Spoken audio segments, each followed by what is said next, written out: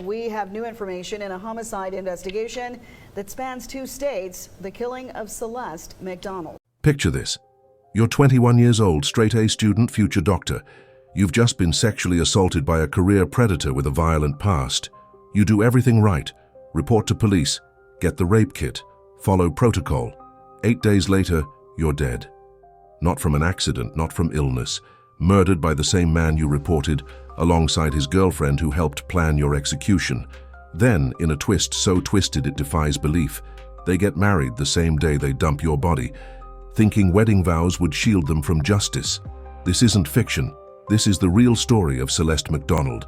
And if you think our justice system protects victims who speak up, you're about to have that belief shattered. Before we dive into this case that will leave you questioning everything, make sure to subscribe and hit that notification bell. Stories like Celeste's need to be told, and your subscription ensures more families get the justice they deserve through awareness and accountability. March 2019, Jackson, Mississippi. While most 21-year-olds were worried about finals and spring break plans, Celeste Macdonald was building an empire of dreams. Born and raised in Mississippi to her devoted mother, Wanda McCarter, Celeste wasn't just another college student, she was the family's North Star. As the eldest sibling, Celeste wore leadership like a crown. Thanksgiving wasn't just a meal in the McCarter household, it was a Celeste-produced spectacular. Christmas wasn't just gift-giving, it was a carefully orchestrated celebration where every detail had her fingerprints on it. She wasn't just present in her family's life, she was the gravitational force that held everything together. But Celeste's ambitions stretched far beyond family gatherings. After graduating high school with straight A's, she didn't take a gap year to find herself. She knew exactly who she was and where she was going. East Central Community College first, then Mississippi College, all with laser focus on one goal: becoming an OB/GYN. Think about that choice. In a world full of career options, Celeste chose to bring life into the world. She wanted to be there for women during their most vulnerable moments, to be a safe harbor in the storm of childbirth and motherhood. Here's where Celeste's story challenges conventions. She had another side to her life, one that she owned completely and unapologetically. In 2014, teenage Celeste made a declaration on Facebook: "I really want to be a stripper. I want my name to be called Dark Chocolate. I'm serious." So, if you got something bad to say, you better keep it to your damn self. By 2019, she was living that declaration. Future doctor by day, dark chocolate by night.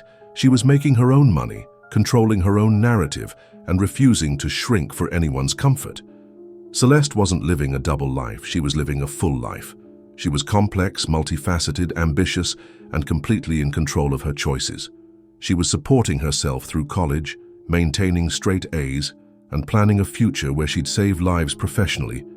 And it was in that club where she danced that Celeste's path crossed with pure evil, disguised as a charming older man.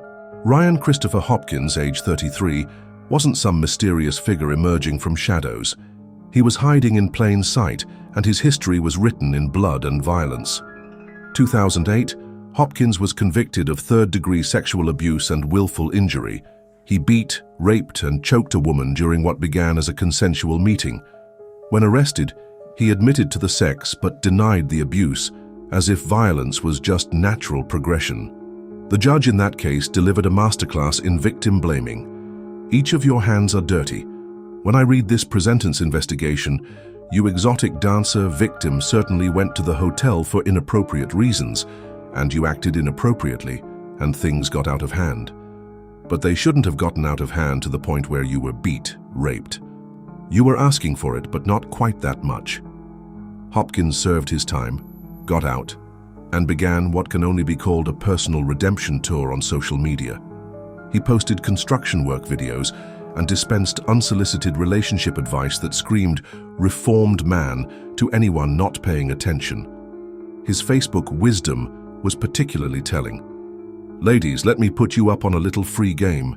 Men are so easy to please. All you got to do is do the expletive out of it, and I swear to God you can get away with murder with everything else." The irony of those words would become chilling. By night, Hopkins frequented strip clubs, not to support sex workers, but to hunt them. When he encountered Celeste, she saw an older man with jokes, style, and what appeared to be a protective presence. What she couldn't see was his pattern: target vulnerable women, charm them, isolate them, then explode when they tried to leave. Hopkins didn't do rejection. Not from women, not after sex, not ever. Torrens worked in healthcare by day and spent her nights as a devoted believer in a man who wouldn't have passed a background check at a gas station. Torrens wasn't just dating Hopkins, she was co-signing his dysfunction with every ignored red flag. She knew his history, she knew his patterns, she knew what he was capable of, and instead of running, she ran toward him, so desperate for male attention that even a convicted sex offender looked like Prince Charming. When Celeste eventually discovered Hopkins was in a relationship with Torrens, she tried to end things. Smart move, wrong man. Because Hopkins had already decided that if he couldn't control Celeste, he'd eliminate her. March 23, 2019. This date should haunt every law enforcement officer in Jackson, Mississippi. This is when Celeste Macdonald walked into the Jackson Police Department with her friend George Campbell and did everything a sexual assault survivor is told to do. She filed a report. She completed a rape kit at the University of Mississippi Medical Center. She gave her statement. She followed protocol to the letter. George Campbell described the scene. She was in a panic state because she knew what he was capable of. She didn't want to become a victim. But according to Campbell and family members, the detective's response was devastating. When she had went up there to make the statement and also do the charges, no one that we had spoken to had taken her seriously. It was like, okay, it's just another rape incident. Fill out this and we'll look into it. Just another rape incident. A 21-year-old college student with straight A's and dreams of becoming a doctor walks into a police station, reports being sexually assaulted by a man with a history of violent sexual crimes, and the response is essentially a bureaucratic yawn. Meanwhile, Hopkins immediately began his intimidation campaign, sending text after text. "You know I have a daughter, and you know I don't need to go back to jail because I have a daughter. I have a family." The subtext was clear. Drop the charges, or else. Celeste didn't drop them. She stood firm. That decision would cost her everything. What happened between March 23rd and March 31st represents one of the most tragic failures of our justice system. While Celeste waited for justice, Hopkins and Torrens were planning murder. This wasn't a crime of passion. This was cold, calculated, premeditated murder discussed like a business transaction. March 31st, 2019. Hopkins and Torrens drove to Scott County, Mississippi, to Celeste's grandmother's house. According to witnesses, they saw Celeste get into a car with Hopkins and an unidentified woman, Torrens. That was the last time anyone saw Celeste Macdonald alive. According to Torrens' later confession, the plan was crystal clear before they even arrived. They were going to kill Celeste, not scare her, not intimidate her, kill her. They drove Celeste back to Hopkins' home on Belvedere Drive in Jackson. What happened next goes beyond murder into pure evil. Hopkins raped Celeste again, because apparently killing her wasn't enough. While this was happening, Torrens left to go shopping at Walmart, where she purchased bleach, detergent, and plastic wrap, the murder cleanup kit. When Torrens returned, Hopkins was strangling Celeste Macdonald. Then he slit her throat with a knife. But they weren't done. Torrens grabbed a second knife and stabbed Celeste herself. One woman, two killers, zero conscience. They wrapped Celeste's body in the plastic wrap, loaded her into their car, and drove to Louisiana. They found a roadside ditch near Mound, Louisiana, dumped Celeste's body, and covered it with bricks. Then, and this will haunt you, they drove back to Jackson and got married. The same day they murdered Celeste Macdonald, Hopkins and Torrens became husband and wife. Why? Because they thought spousal privilege would prevent them from testifying against each other. A murder followed by a wedding, all part of their legal strategy. April 1st, 2019. Celeste's family filed a missing person report. Her body was found later that same day in that Louisiana ditch, covered in bricks like discarded trash. April 3rd, 2019. Hopkins and Torrens were arrested and charged with first-degree murder and conspiracy to commit murder. Justice served? Not even close. Hopkins sat in jail for a year. Then came the slap in the face. Judge Fay Peterson set his bond at $50,000 and released him on house arrest because the indictment hadn't been filed in time. $50,000 for a man who had murdered a young woman who tried to report him for rape. But it gets worse. When the indictment was finally filed, no one served it to Hopkins until April 2021. Why? Because the company responsible for monitoring his ankle bracelet went out of business. A murderer roamed free because his GPS monitoring company filed for bankruptcy. For 9 months, Hopkins lived as a free man while Celeste Macdonald rotted in her grave. If this story is making you angry about our broken justice system, hit that subscribe button. We need more people demanding accountability from the institutions that are supposed to protect us. August 2022. Hopkins, still free on bond for murdering Celeste, kidnapped a woman from Arkansas and drove her cross-country in his truck. He beat her, raped her, and choked her so violently she needed a towel to breathe. He stole her phone and trapped her in his truck cab like a mobile prison.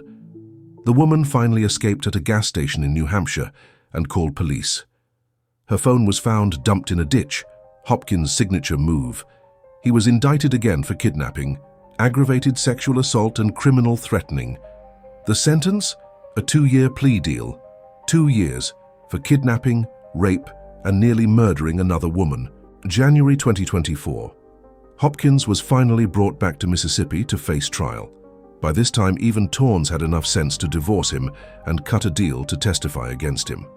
Torrance received 40 years with 15 suspended, effectively 25 years, for helping plan and execute the murder of a 21-year-old woman whose only crime was reporting sexual assault. May 14th, 2025. After 6 years of delays and systematic dysfunction, Hopkins was finally found guilty of first-degree murder and conspiracy to commit murder. His sentence, life without parole plus an additional 20 years. District Attorney Jody Owens called it what it was. There are crimes that shake you, and then there are crimes that haunt you. This was both. Celeste's death was planned, executed, and followed by a wedding. That is evil. Today's verdict proves that cruelty knows no limits, but justice trumps cruelty. But justice that comes 6 years too late after the predator has victimized other women isn't really justice, it's just cleanup. 6 years. It took 6 years to get justice for Celeste Macdonald. George Campbell, the friend who drove Celeste to report her rape, asked the question that should haunt everyone. When I heard that at the preliminary hearing, I was wondering to myself, did JPD ever go through with the rape charges? The rape charges that could have put Hopkins behind bars before he had the chance to kill Celeste, the ones treated like just another rape incident. When investigators tried to get answers from Jackson police about why the rape case never moved forward, they were met with silence. Sergeant Roderick Holmes confirmed Macdonald had reported a sexual assault, but couldn't provide details. For a rape report filed 8 days before the victim was murdered. The family's plea is simple and devastating.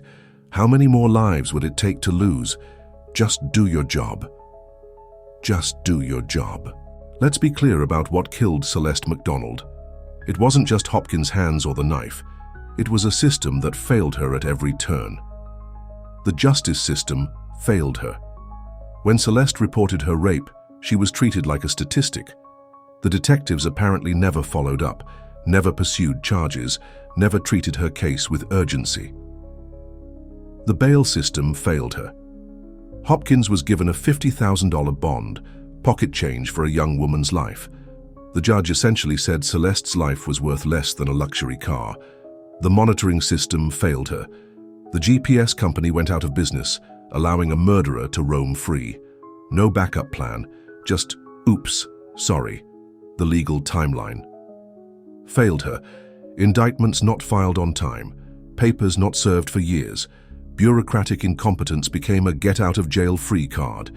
Each failure compounded the others, creating a perfect storm that cost Celeste her life and allowed Hopkins to victimize other women. Celeste's murder didn't just end one life, it shattered an entire family ecosystem. She was the glue that held everything together, the holiday coordinator, the problem solver, the bright light that made every gathering brighter. Her mother, Wanda McCarter, lost her firstborn. Her siblings lost their big sister and protector. The medical field lost a future OB/GYN who wanted to dedicate her life to bringing babies safely into the world. The community lost a young woman who was unapologetically herself, who owned her choices, who refused to shrink for anyone's comfort, and who was building a future that would have impacted countless lives. Celeste Macdonald died because systems failed, because people didn't do their jobs, because a young woman's life was treated as expendable. But her story doesn't have to be in vain. For law enforcement, every sexual assault report should be treated as potentially life-threatening, especially when the accused has a history of violence. Justice delayed is often justice denied, and sometimes justice denied is death. For the legal system, bail decisions should consider victim safety above all else. Administrative delays shouldn't become loopholes for murderers. For society, we need to stop judging victims based on their professions or choices. Celeste's life had value, regardless of how she earned money or what she did in her private time. For individuals, believe survivors, support them, don't judge them. When someone tells you they're afraid of their abuser, take it seriously. Remembering Celeste. She was a wonderful person, smart person, her mother said. She was a good child, you know, all A's, all through school. She was a perfect child. What any mother would imagine to have. Celeste Macdonald was 21 years old when she was murdered. She was planning to become an OB/GYN. She was the oldest sibling who made every holiday special. She was a straight-A student who worked nights to support herself through college. She was complex, ambitious, and unapologetically herself. She was also a sexual assault survivor who did everything right, reported her attacker, got a rape kit, cooperated with police, stood firm when threatened. None of it mattered to a system that failed her completely. But it matters to us. It should matter to everyone who believes that women deserve protection, that survivors deserve justice, that young people with dreams deserve the chance to achieve them. If Celeste Macdonald's story moved you, angered you, or made you want to demand better from our justice system, then subscribe to this channel and hit that notification bell. Stories like Celeste's need to be told. Victims need to be remembered. Families need to know that their loved ones' deaths weren't in vain. Every subscription means more stories get told. Every share means more people become aware of the systemic failures that cost lives.